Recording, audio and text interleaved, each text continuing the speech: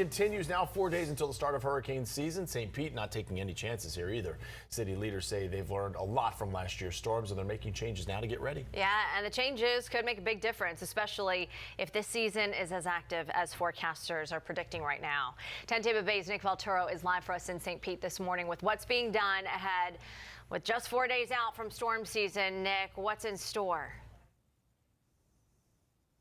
Yeah, Caitlin Jameson, good morning. And you walk through the streets of St. Pete right now, and everything really looks normal. But months ago, it was much different when the streets and many areas were covered in mountains and mountains of storm debris. And city officials say all of that chaos really helped them reformat and rethink their entire cleanup strategy. Now, hurricanes Helene and Milton, St. Pete looked like a junkyard. There were tree limbs, broken furniture, waterlogged mattresses stacked high on every block. Now, the city mobilized everything, local crews, out-of-state contractors, all working nonstop.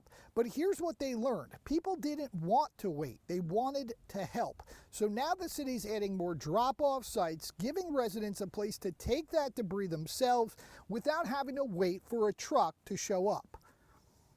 Well, for sure we have learned that providing a place that residents can drop off their own debris was a huge help with the last storms. So anything that we can do to provide a place for self drop-off is really helpful. And that way that people have an outlet if they don't want to wait for the contractor to come or they don't want to wait for first pass to be done to get their second load picked up.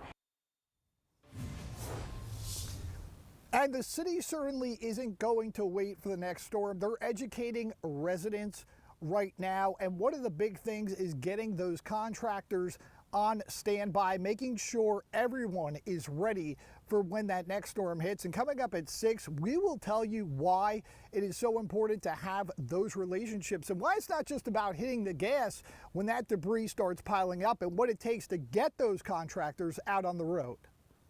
And Nick, it was such a massive undertaking, the cleanup, especially with the back-to-back storms. Helene hit, and then we had to really quickly get that debris out of the way as best we could before Milton. So what's the biggest takeaway for the city after last year's storms?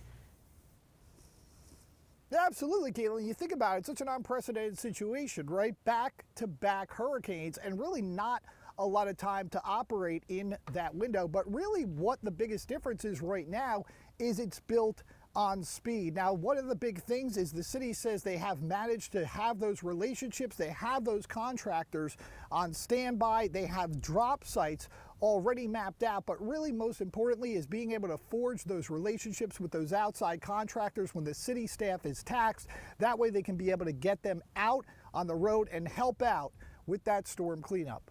For right now, reporting live in St. Pete, Nick Valturo, 10 Tampa Bay.